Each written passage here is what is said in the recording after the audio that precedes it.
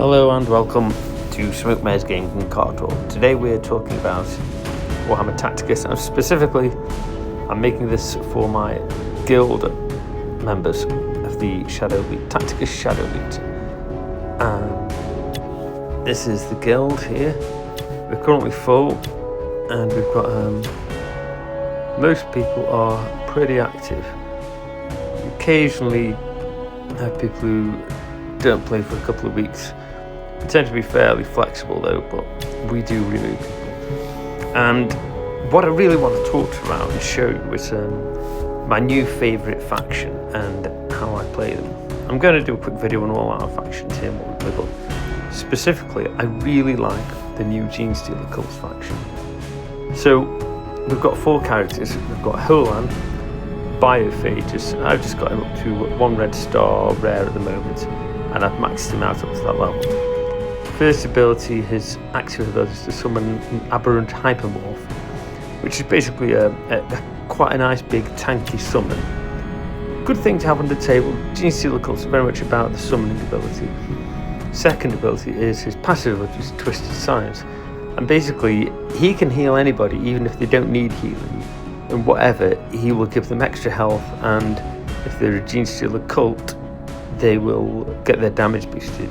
So that's incredibly useful. Sometimes if you're playing a team which is a little bit stronger than you, but it's going to take them a couple of turns to get down to where you are on the battlefield, you can use that ability to give yourself a better chance. Then we've got Zybia, the Magus, and she's got the mind control ability, currently at level 23, so again, cast it on a unit and they get minus 77 damage, take 15% damage and become taunted by the adjacent unit with the highest current health. Not actually that mega useful, but it has some circumstantial use. Then we've got the spiritual lead ability, and this is nice because this is basically means when she moves, she'll place a decoy on an adjacent hex, and then if there's 2 or more decoys next to her, she will summon a neophyte hybrid on one adjacent decoy, and as you level this up, they get stronger and stronger. And it means every turn, if you play it right, you can get another neophyte hybrid onto the table. Then we've got probably my favourite character, Isaac, who's the Primus. Looks a bit like a Calamorph, but I don't think they're the same thing. His main ability, and the one I really like, is the Cult Demagogue. So he targets an enemy 2 hexes and places decoys up to 7 random free hexes with 2 hexes, then summons neophyte hybrids on half of the friendly decoys in the area, and then they all take a turn. So this, you immediately get quite a few decent summons, and the summons who've got a melee and a ranged attack. Leveled it up a bit, so we're now on 856 health, so they're not a bad summon at all. The other one is the decoys and misdirection, which means these decoys, if an enemy steps onto them, they take a bit of damage. If a Genestealer Cult steps onto them, then it gets a damage buff and it creates a new decoy in an adjacent hex. So that's very useful. Then we've got I guess it might be an Abominant, which is a character which leads aberrants. If not that, really don't know. But the other one we've got is the Patamine, or the Genestealer Patriarch, which is like a big sort of psychic leader of the Genestealer Cults. Main ability is Might from Below. So basically, you do this attack and they'll do psychic damage to an adjacent enemy, then summon a pure string Genestealer in all around him as long as there's a decoy on that square. So if you pair this with the Isaac's ability to generate a lot of decoys, you can sometimes get 3 or even 4 pure string Genestealers, and have now got them up to the stage where they've got 1370 health, and they do quite good melee damage. They do as well. So the next question is, okay, we've got the Genestealers, but we've got a gap there. Who do we put in that gap? Now, if you play the faction war, you'll find the one they put in the gap for you is the Death Leaper, which is thematically correct for the tabletop game because you can play a detachment of Genestealer Cults which has some Tyranids in it, and I think this one is allowed. but I don't think it's the best choice. I don't actually like the Death Reaper. In my opinion, the best one to put in that empty slot is actually Aeon Shi, because his ability here, Inspire to Greatness, basically means you can double up on a ability for one of your characters. They can use it, he can cast this on them, then they can use it again. Now, I'm not that interested in his other ability, but if you look at these Genestealer Cult's characters here, they've got a lot of them have the trait Ambush, and some of the summons have the trait Ambush as well. And if they have that trait, it means if they get killed, then the next turn they'll respawn on a decoy if there's one available. If you use, for example, Aeon Shi's ability on Isaac, it means he will then be able to summon a ton of decoys with neophytes, and then summon a ton more, and they can all, theoretically, if there's enough decoys available, if they're killed, they can revive at the start of the next turn.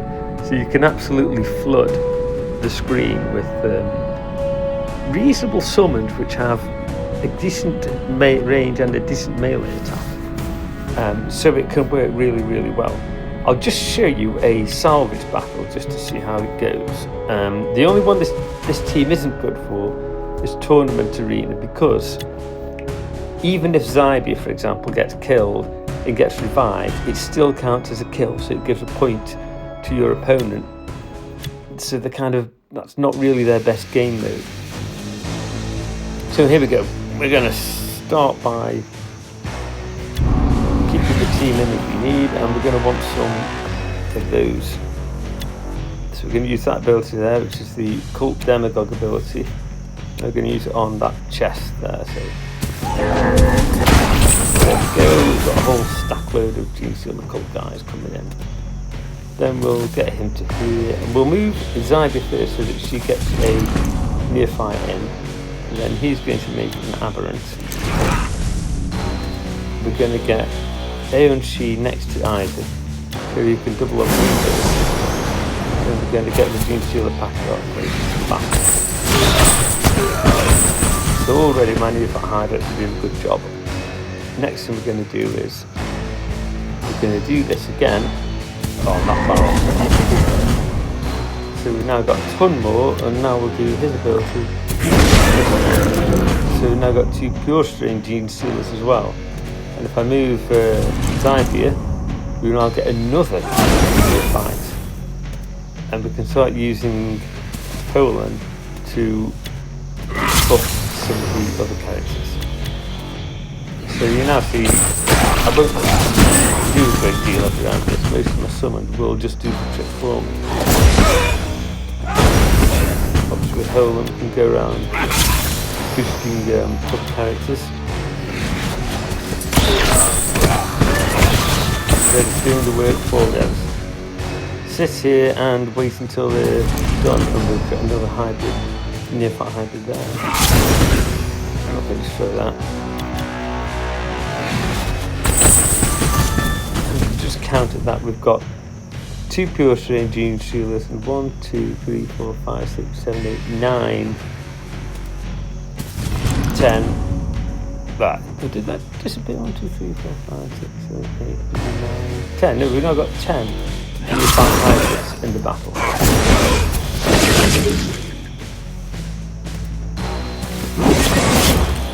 Quite heavily on. Put it this way again.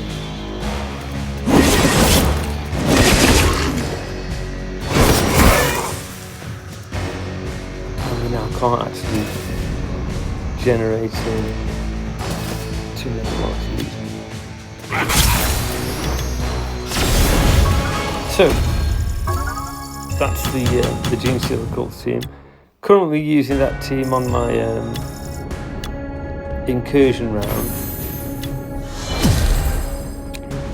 and the incursion they work brilliant with this.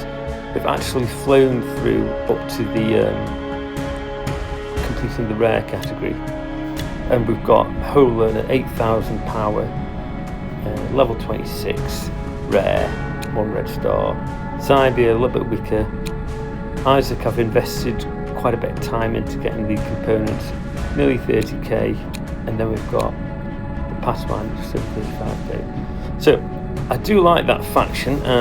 If you are in my guild, I'll just quickly show you we really need the stronger players to come in and take down this headquarters. At the moment, I've taken out some of the stronger lines and so out RS Mellow, but we really need some to take out these weaker lines and to finish off this other side. I know there's some of you guys have got some decent units left. Larry, Mitchu, RX Kid, you know, RS Mellow and Teapot.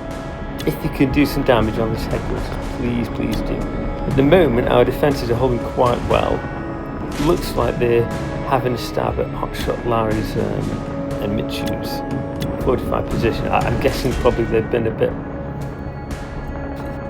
off-put by trying to hit the headquarters. It does look like a bit of a war. And again, even this side, we've got two 500k plus a couple of 100k on that side, and we've got 100k on this side times 2 or 3.